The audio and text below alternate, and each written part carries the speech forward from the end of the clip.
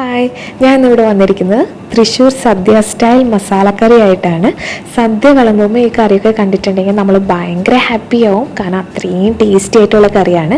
ഒരു ചിക്കൻ കറിയൊക്കെ കഴിക്കുന്ന ഒരു ഫീൽ കിട്ടും നമുക്ക് ഈ കറി കഴിച്ചിട്ടുണ്ടെങ്കിൽ.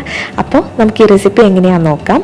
അപ്പോൾ അതിന് വേണ്ടിയിട്ട് ആദ്യം തന്നെ വേണ്ട ഒരു ഇൻഗ്രീഡിയൻ്റ് എന്ന് പറഞ്ഞാൽ ഉരുളക്കിഴങ്ങാണ്. ഞാൻ ഒരു വലിയ ഉരുളക്കിഴങ്ങ് എടുത്തിട്ടുണ്ട്. ഇതേപോലെ വലിയ പീസസ് ആയിട്ട് കട്ട് ചെയ്തെടുത്തിട്ടുണ്ട്. അപ്പോൾ ചെറിയ പീസസ് ആയിട്ട് കട്ട് ചെയ്യാത്തതായിരിക്കും ഏറ്റവും നല്ലത്. ായിട്ട് ഞാൻ ഇവിടെ എടുത്തിട്ടുള്ളത് കോളിഫ്ലവർ ആണ്. ഞാൻ ഇതേപോലെ ഒരു പീസസ് ആയിട്ട് കട്ട് ചെയ്തെടുത്തിട്ടുണ്ട്. അപ്പോൾ കോളിഫ്ലവറിൻ്റെ പകരമായിട്ട് നമുക്ക് വേണമെങ്കിൽ ക്യാരറ്റ് അരിഞ്ഞത് ചേർത്ത് കൊടുക്കാം, അല്ലെങ്കിൽ ഗ്രീൻ പീസ് ചേർത്ത് കൊടുക്കാം. അപ്പോൾ നമ്മുടെ ഇഷ്ടാനുസരണം നമ്മുടെ വീട്ടിലുള്ള വെജിറ്റബിൾ വെച്ച് നമുക്ക് ഈ കറി ഉണ്ടാക്കാവുന്നതാണ്. അപ്പോൾ ഞാനിവിടെ കോളിഫ്ലവർ കുറച്ച് ഉപ്പും ചെറു ചൂട് വെള്ളത്തിലിട്ട് നന്നായിട്ട് കഴുകിയെടുത്തിട്ടുള്ള കോളിഫ്ലവർ ആണ്. ഇത് നമുക്കിനി മാറ്റി വയ്ക്കാം. ഇനി നമുക്കൊരു പാൻ വെച്ച് നന്നായിട്ട് ചൂടാകുമ്പോൾ നമുക്കതിലേക്ക് ഒരു 1/4 ടീസ്പൂണോളം പെരിഞ്ജീരകം ചേർത്ത് കൊടുക്കാം, അല്ലെങ്കിൽ വലിയ ജീരകം എന്നൊക്കെ പറയില്ലേ, അത് നമുക്ക് ചേർത്ത് കൊടുക്കാം. അതേപോലെ തന്നെ ഒരു 6 മണി കുരുമുളകും കൂടി നമുക്ക് ഇട്ട് കൊടുക്കാം. എന്നിട്ട് നമുക്കിതൊന്ന് ഡ്രൈ റോസ്റ്റ് ചെയ്ത് എടുക്കാം. അതൊന്ന് ചെറുതായിട്ട് മൂത്ത് വരുമ്പോൾ നമുക്കതിലേക്ക് ഒരു 3 ടേബിൾ സ്പൂണോളം തേങ്ങ ചേർത്ത് കൊടുക്കാം, അതായത് ചിരകിയ തേങ്ങ. അപ്പോൾ നമ്മൾ കൂടുതൽ തേങ്ങ ഒന്നും ചേർത്ത് കൊടുക്കേണ്ട, ഒരു 3 ടേബിൾ സ്പൂണോളം ചേർത്ത് കൊടുത്താൽ മതി. ഇനി ഇതിലേക്ക് നമുക്കൊരു 2-3 ചെറിയുള്ളിയും കൂടെ ചേർത്ത് കൊടുത്തിട്ട് നന്നായിട്ട് ഇതൊന്ന് റോസ്റ്റ് ചെയ്തെടുക്കുക. നമ്മളിതിലേക്ക് വേറെ എണ്ണയൊന്നും ഇപ്പം ചേർക്കുന്നില്ല. അപ്പോൾ ഒരു ലോ ടു മീഡിയം ഫ്ലെയിമിലിട്ടിട്ട് തന്നെ നമ്മൾ ഇതൊന്ന് ഇളക്കി കൊടുത്താൽ മതി. അപ്പോൾ ഒരു നല്ലൊരു ഗോൾഡൻ ബ്രൗൺ കളർ ആയിട്ടുണ്ടെങ്കിൽ നമുക്ക് പിന്നെ ഇത് ഫ്ലെയിം ഓഫ് ചെയ്ത് കൊടുക്കാം.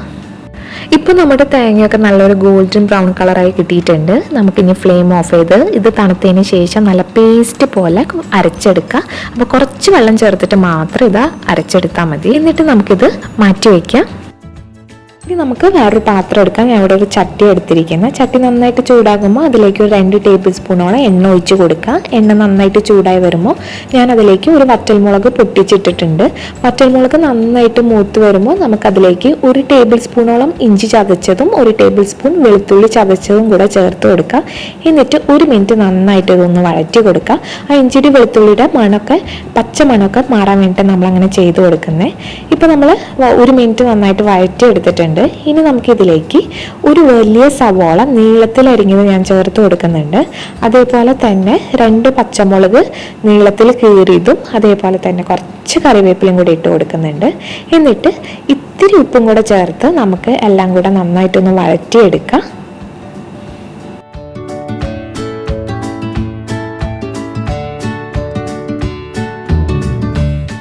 ഇപ്പോൾ നമ്മുടെ സവാളയൊക്കെ നമ്മൾ നന്നായിട്ട് വഴറ്റിയെടുത്തിട്ടുണ്ട്. നല്ലൊരു കുഴഞ്ഞ പരുവായിട്ട് നമുക്ക് കിട്ടിയിട്ടുണ്ട്. കൂടുതൽ ഗോൾഡൻ ബ്രൗൺ കളറാക്കി എടുക്കണ്ട, ഇതേപോലെ ആക്കിയാൽ മതി.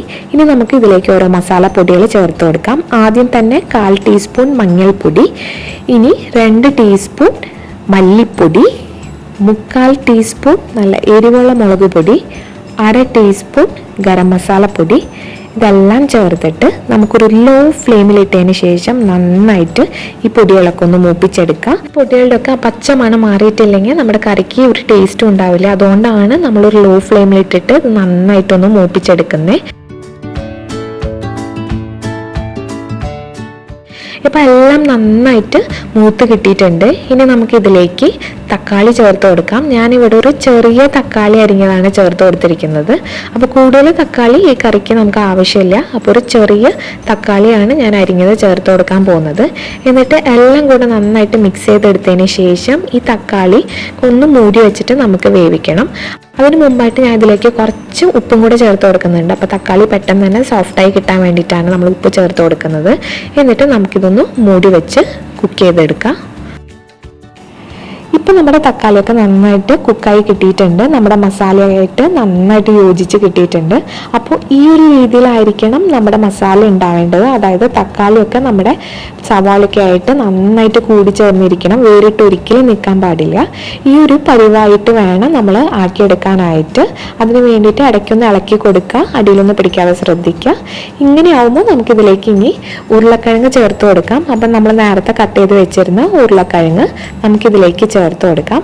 എന്നിട്ട് നമുക്കെല്ലാം കൂടെ നന്നായിട്ടൊന്ന് മിക്സ് ചെയ്തെടുക്കാം.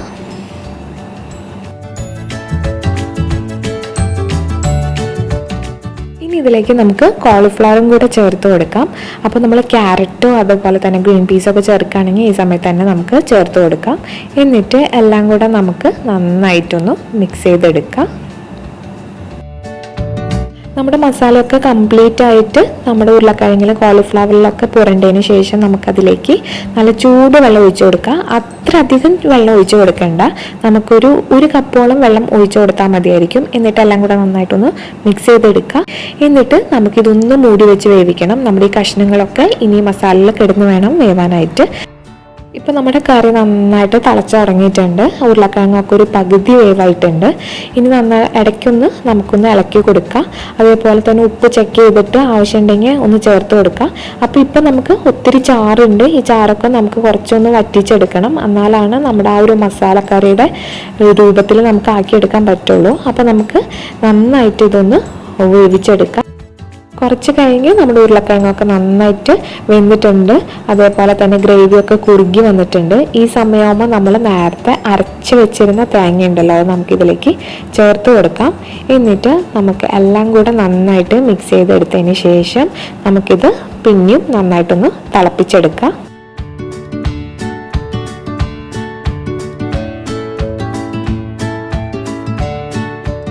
ഇപ്പോൾ നമ്മുടെ കറി നന്നായിട്ട് തിളച്ച് വന്നിട്ടുണ്ട്. നമ്മുടെ പീസസൊക്കെ നന്നായിട്ട് വെന്ത് കിട്ടിയിട്ടുണ്ട്. അതേപോലെ തന്നെ മസാലയൊക്കെ എല്ലാത്തിലും നന്നായിട്ട് പിടിച്ചിട്ടുണ്ട്. അപ്പോൾ വേണമെങ്കിൽ നമുക്ക് ഈ സമയത്ത് ഫ്ലെയിം ഓഫ് ചെയ്ത് കൊടുക്കുക. അതായത് കുറച്ച് ഗ്രേവി വേണമെന്ന് ആഗ്രഹമുള്ളവർക്കൊക്കെ ഈ സമയത്ത് തന്നെ ഫ്ലെയിം ഓഫ് ചെയ്തതിന് ശേഷം നമുക്ക് ഈ കറി ഉപയോഗിക്കാവുന്നതാണ്. പക്ഷേ ഞാനിവിടെ കുറച്ച് നേരം കൂടി ഒന്ന് വറ്റിച്ചെടുക്കുന്നുണ്ട്. കുറച്ചൊരു കുഴങ്ങിയ പരുവത്തിലാണ് ഞാൻ എടുക്കാൻ പോകുന്നത്. അതുകൊണ്ട് തന്നെ ഞാനിത് കുറച്ച് നേരം കൂടെ ഒന്ന് വറ്റിച്ചെടുക്കുന്നുണ്ട്. ഇപ്പോൾ എല്ലാം നന്നായിട്ട് കുറുകി വന്നിട്ടുണ്ട്. ഇപ്പോൾ ഒരു ഇത്തിരി ഗ്രേവി മാത്രമേ ഉള്ളൂ. അപ്പോൾ ഇത് ചട്ടിയിലായതുകൊണ്ട് തന്നെ ഞാനിപ്പോൾ ഫ്ലെയിം ഓഫ് ചെയ്ത് കൊടുക്കുകയാണ്. കാരണം കുറച്ചും കൂടെ ഇരുന്നിട്ടുണ്ടെങ്കിൽ ഇത് നന്നായിട്ട് വറ്റിപ്പോവും. അപ്പോൾ ഈ ഒരു പാകത്തിന് ഞാൻ ഫ്ലെയിം ഓഫ് ചെയ്ത് കൊടുത്താൽ പിന്നെ കുറച്ച് കഴിയുമ്പോഴത്തേക്ക് ഒരു പാകത്തിന് നമുക്ക് കിട്ടും. അപ്പോൾ ഈ സമയത്ത് ടേസ്റ്റൊക്കെ നോക്കിയിട്ട് ഇപ്പോൾ ഗരം മസാലയുടെ ഒക്കെ ആവശ്യമുണ്ടെങ്കിൽ ചേർത്ത് കൊടുക്കുക. അതേപോലെ തന്നെ ഉപ്പൊക്കെ ആവശ്യമുണ്ടെങ്കിൽ ചേർത്ത് കൊടുക്കുക. ഇതിന് മുകളിലായിട്ട് ഞാൻ കുറച്ച് വെളിച്ചെണ്ണയും കൂടെ ഒഴിച്ച് കൊടുക്കുന്നുണ്ട്. അങ്ങനെ നമ്മളുടെ കറി ഇവിടെ റെഡി ആയിട്ടുണ്ട്. അങ്ങനെ നല്ല ടേസ്റ്റി ആയിട്ടുള്ള ഒരു പൊട്ടാറ്റോ മസാല, അതായത് നമ്മുടെ സദ്യ സ്പെഷ്യൽ മസാലക്കറി ഇവിടെ റെഡി ആയിട്ടുണ്ട്. അപ്പോൾ എല്ലാവരും ഒന്ന് ട്രൈ ചെയ്ത് നോക്കുക. ഇത് എല്ലാ ജില്ലകളിലും ഈ കറി ഉണ്ടോ സദ്യക്കെന്ന് അറിയില്ല. അപ്പോൾ ട്രൈ ചെയ്തിട്ടില്ലാത്തവർ തീർച്ചയായിട്ടും ഒന്ന് ട്രൈ ചെയ്ത് നോക്കാം. താങ്ക്